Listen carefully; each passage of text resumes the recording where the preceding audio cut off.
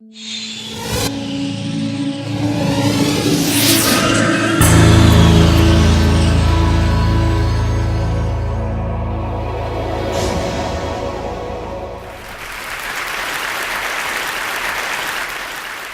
grew up interacting with the physical objects around us, and there are enormous number of them that we every day use. Unlike our most computing devices, these objects are much more fun to use with. When you talk about objects, one another thing automatically comes attached to that thing, and that is gestures, how we manipulate these objects, how we use this object in everyday life.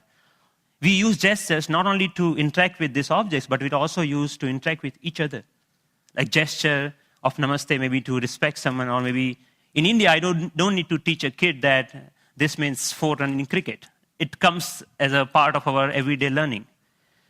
So I'm very interested from beginning that how can our knowledge about everyday objects and the gestures and how we use this object can be leveraged to our interaction with the digital world.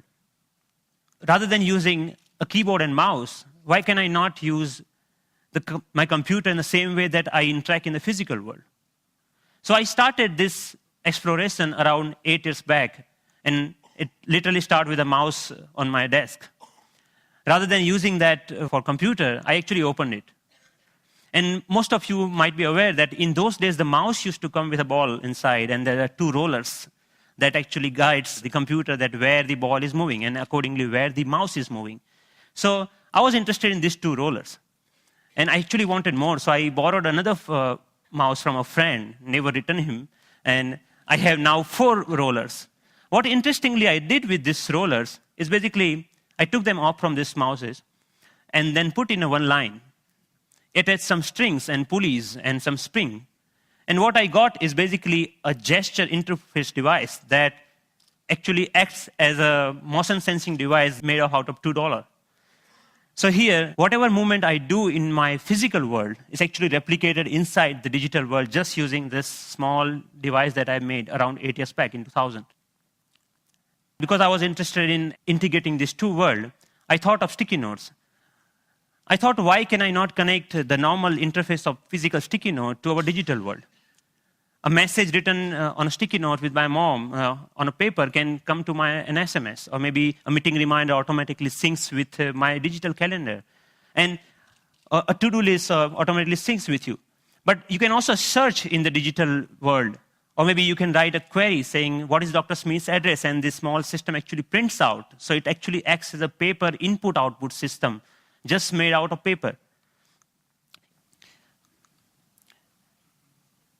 In one another exploration, I thought of making a pen that can draw in 3 dimensions.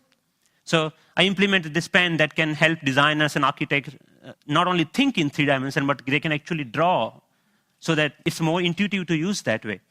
Then I thought, why not making a Google map, but physical world?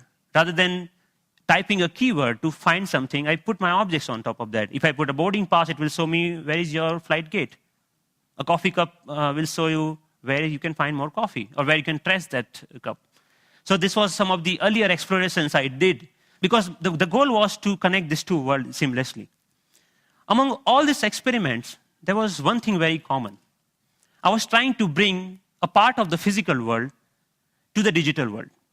I was taking some part of the objects or anything intuitiveness of the real life and bringing them to digital world. Because the goal was to make our computing interfaces more intuitive. But then I realized that we humans actually are not interested in computing. What we are interested is in information. We want to know about things. We want to know about dynamic things going around. So I thought about last year, in the beginning of the last year, I started thinking that why can I not take this approach in reverse way? Maybe how about I take my digital world and paint the physical world with that digital information? Because pixels are actually right now confined in these rectangular devices that fits in our pocket. Why can I not remove this confine and take that to my everyday objects, everyday life, so that I don't need to learn the new language for interacting with those pixels? So in order to realize this dream, actually I thought of putting a big size projector on my head. I think that's why it's called head-mounted projector, isn't it? I took it very literally and took my bike helmet, put a little bit cut over there so that project actually fits nicely. So now what I can do, I can augment the world around me with this digital information. But later, I realized that I actually wanted to interact with those digital pixels also. So I put a small camera over there that acts as a digital eye. Later, we moved to a much better or consumer-oriented pendant version of that many of you are now knowing as Sixth Sense device. But the most interesting thing about this particular technology is that you can carry your digital world with you wherever you go with you. You can start using any surface, any wall around you as an interface. The camera is actually tracking all your gestures. Whatever you are doing with your hands, it's understanding that gesture. And actually, if you see, there are some color markers that in the beginning version we were using over there. You can start painting on any wall, that you stop by a wall and start painting on that wall. But we are not only tracking here one finger. We are giving you the freedom of using both of hands. So you actually can use both of your hands to zoom into or zoom out a map just by pinching operation over here. The camera is actually doing getting all the images, it's doing the age recognition and also the color recognitions, and so many small algorithms are going inside. So technically it's a little bit so complex, but it gives you an output which is more intuitive to use in some sense. But I'm more excited that you can actually take it outside. Rather than getting your camera out of your pocket, you can just do the gesture of taking a photo and it takes photo for you, right? Thank you. And later, I can find a wall, anywhere a wall, and start browsing these photos. Or maybe, okay, I want to modify this photo a little bit and send it as an email to a friend. So we are looking for an era where computing will actually merge with the physical world. And of course, if you don't have any surface, you can start using your palm for simple operation. I'm here, I'm dialing a phone number just using my hand. Yep. The camera is actually not only understanding your hand movements, but interestingly, is also able to understand what objects you are holding in your hand. What we are doing here is actually, for example, in this case, the book cover is matched with so many thousands or maybe millions of books online and checking out which book it is. Once it has that information, it finds out more reviews about that, or maybe New York Times had a sound overview on that, so you can actually hear on a physical book as a review of a sound. Gave a famous talk at Harvard University. This was Obama's last visit last week to MIT. And in particular, I want to thank two outstanding MIT So professors. I was seeing the live of his talk outside in just a newspaper. Your newspaper will show you live of your weather information rather than having updated you have to check your computer in order to do that, right?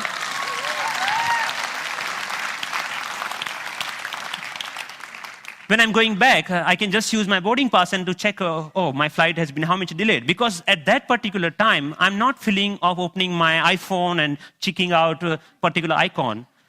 And I think this technology will not only change the way, yes, it will change the way we interact with people also, not only the physical world.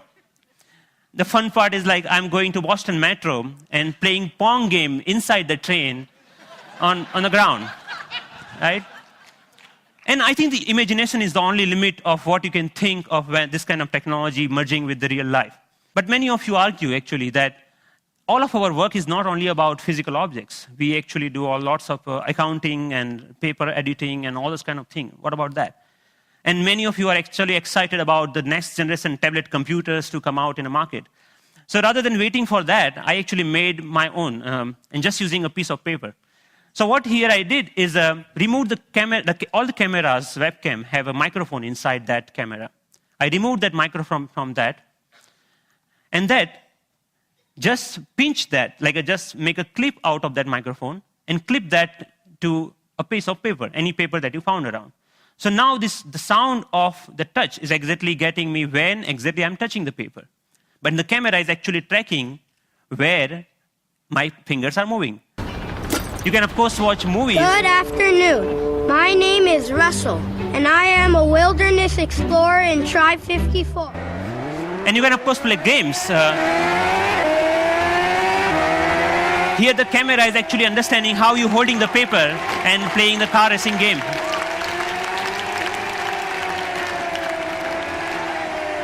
Many of you already must have thought, okay, you can browse. Yeah, of course you can browse to any website. So you can do all sort of computing on a piece of paper wherever you need it.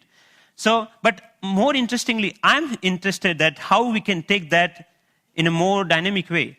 When I come back to my desk, I can just pinch that information back to my desktop so that I can use my full-size computer. And why only computers? We can just play with papers. Like paper world is interesting to play with. So here I'm taking a part of a document and putting over here the second part of from second place, and I'm actually modifying the information that I have over there.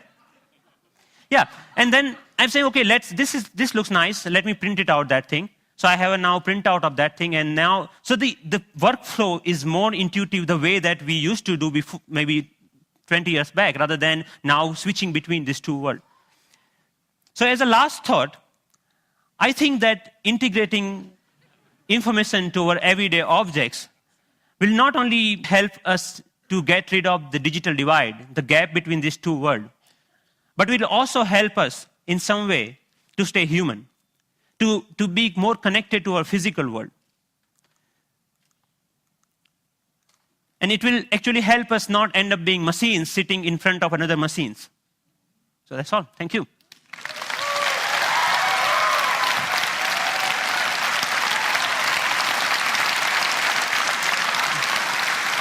Thank you. Thank you. Thank you. Thank you. Thank you. So Pranav, first of all, I mean, you're a genius. This is incredible, really. Thanks a lot. What are you doing with this? Is there a company being planned, or is this research forever, or what? So there are lots of companies, actually sponsored companies of Media Lab, interested in taking this ahead in one or the way. The companies like mobile phone operators want to take this in a different way than the NGOs in India are thinking that why can we only have sixth sense? We should have a fifth sense for missing sense people who cannot speak. Maybe this technology can be used for them to speak out in a different way, maybe speaker system. I mean, what are your own plans? Are you staying at MIT, or are you going to do something with this? I'm trying to make this more available to people so that anyone can develop their own sixth sense device, because the hardware is actually not that hard to manufacture or something, hard to make your own. And I will provide all the open source software for them, maybe starting next month. So that open source? Wow. Yes. Wow.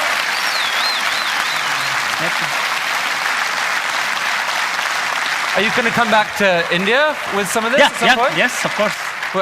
I mean, what are your plans? MIT, India, how are you going to split your time going forward? There is a lots of energy here, lots of learning. Like all of this work that you have ever seen is all about my learning in India. And now, even if you see, it's more about the cost effectiveness. This system costs you $300 compared to the like $20,000 of Surface tables or anything like that. Or maybe even the $2 mouse, just a system, at that time was costing around like $5,000. So we actually, I showed that to in one of the conference to President Abdul Kalam at that time, and then he said, okay, we should use this in Bhabha Atomic Research Center for some use of that. So I'm more excited about how I can bring the technology to masses rather than just staying that technology into lab or environment, something like that. Based on the people we've seen at TED, I would say you're truly one of the 2 or 3 best inventors in the world right now. And it's been an honor to have you here at TED. Thank you. Thank you so much. Nice to meet you. It was fantastic.